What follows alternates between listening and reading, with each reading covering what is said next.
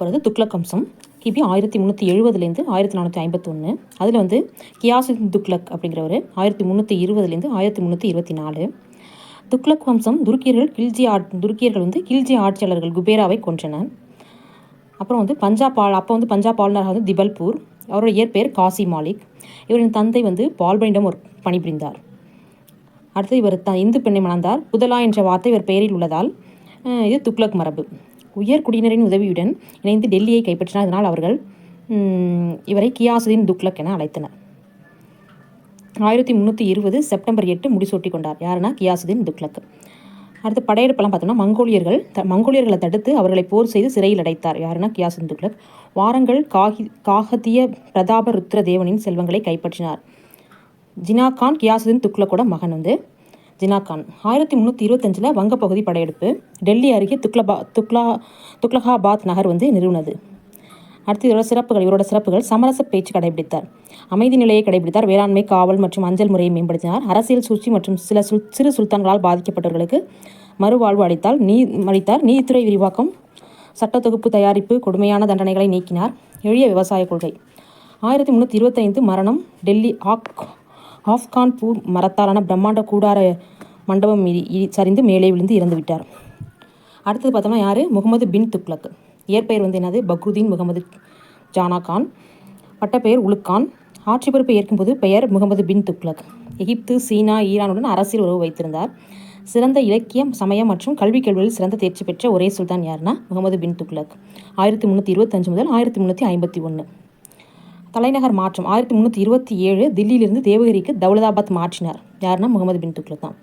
இராணுவம் தென்னிந்திய பகுதிகளை கண்காணிக்க, இறையாண்மை, அரசியல் காரணம், மங்கோலிய படையெடுப்பு ஆகிய காரணங்கள். 40 நாட்களில் 700 கிலோமீட்டர்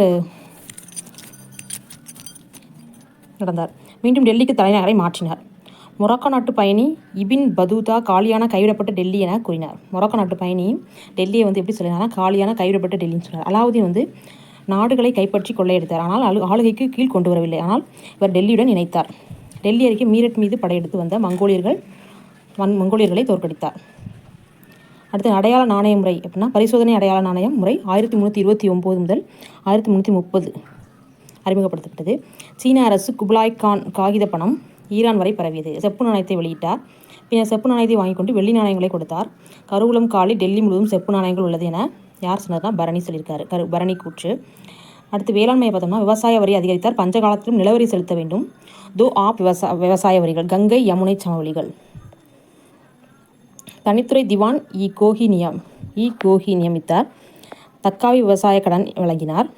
64 சதுர மைல் பரப்பில் மாதிரி பண்ணை ஒன்றை அவர் நிறுவினார். ஆதரித்த அறிஞர்கள் பரணி இபின் பதூதா. கிளர்ச்சியால் என்ன பண்ணார் அப்படின்னா மங்கோலியர்கள் படையெடுப்பில் இருந்து தப்பிக்க தளபதி தமஷரீன் உடன் நட்பு கொண்டார். முல்தான், அவுத், அயோத்தி, சிந்து ஆளுநர்கள் தாம் சுதந்திரம் பெற்றதாக அறிவித்துக் கொண்டனர். அடுத்து பார்த்தீங்கன்னா 1333 முதல் 1334 மதுரை தனி சுல்தான் அரசாக அறிவித்தனர் ஹசன் ஷா. 1336 விஜயநகர அரசு உருவானது. 1346 வங்காளம் சுதந்திர அரசானது. 1347 பாமினி அரசு உருவானது. குஜராத் தஹி கிளர்ச்சியை அடக்க இவர் 3 ஆண்டுகள் செலவழித்தார். பரணி கூற்றினா இவர் முரண்பாடுகளின் மொத்த உருவம் என கூறினார். பதௌனி கூற்று சுல்தானிடமிருந்து மக்களுக்கு விடுதலையை மக்களிடமிருந்து சுல்தானுக்கு விடுதலை அப்படின்னு பதௌனி கூறியிருக்கார். சுல்தானிடமிருந்து மக்களுக்கு விடுதலை, மக்களிடமிருந்து சுல்தானுக்கு விடுதலை. யார் கூறினதுன்னா பதௌனி. இறப்பு வந்து 1351 மார்ச் 23 உடல்நலக்குறைவு. 26ஆம் ஆட்சி ஆண்டில் யார் இறந்தார்னா முகமது பின் துக்ளக். யாரை பற்றி பார்த்தோம் அப்படின்னா ஃபுல்லாகவே முகமது பின் துக்ளக் பற்றி தான் பார்த்தோம். எப்போ 1325 1351 வரைக்கும் முகமது பின் துக்ளக்.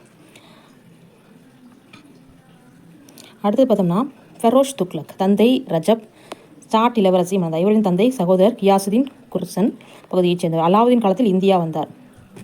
கியாசுதீன் ஆட்சியில் ஃபெரோஸ் 12,000 குதிரைகள் கொண்ட படையின் தளபதியாக இருந்தார். பிராமண முஸ்லீமான கான் ஜஹான் மக்பால் கண் என்பவரை வாசிர் முதலமைச்சர் நியமித்தார்.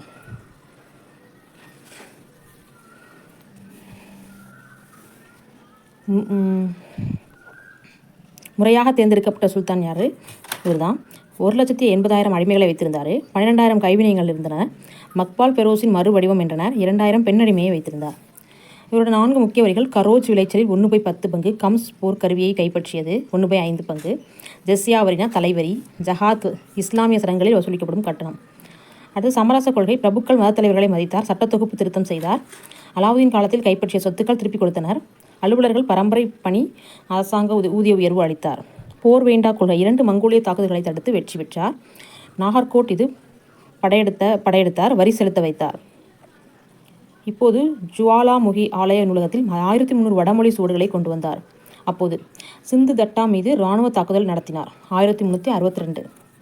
யாருன்னா சிந்து தட்டா மீது இராணுவ தாக்குதல் நடத்தினார். ஒரே பெரிய இராணுவ தாக்குதல் அதுதான்.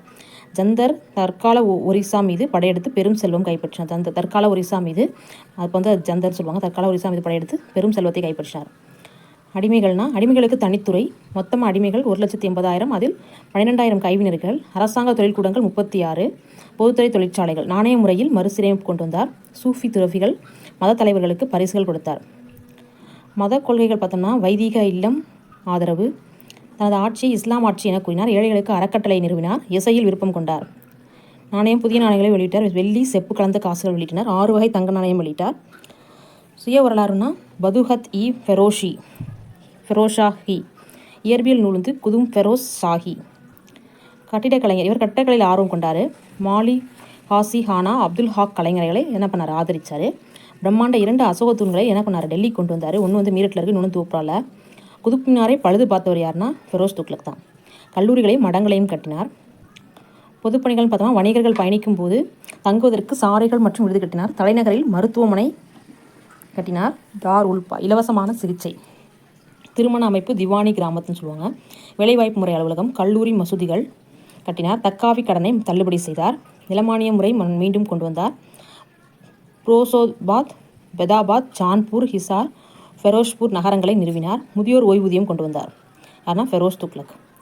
இவர் ஆதரித்த அறிஞர்கள் பரானி, அபிப், ஷாயா, உல்பர்னி. நீர்ப்பாசன கால்வாய்கள். வேளாண்மை மேம்பாடு. சட்லஜ் நதியில் ஹன்சி கால்வாய், யமுனை கால்வாய் வெட்டினார். 1200 புதிய தோட்டங்கள் உருவாக்கினார். அலாவுதீன் 30 பழைய தோட்டங்களை பராமரித்தார். மகன் பத்கான் மற்றும் பேரன் கியாசுதீன் இருவரையும் டெல்லியின் இணை ஆட்சியாளராக நியமித்தார். 1388 83 வயதில் இறந்தார். கடைசி துக்ளக் ஆட்சியாளர் நசுருதீன் முகமது ஷா 1394 முதல் 1412 வரை.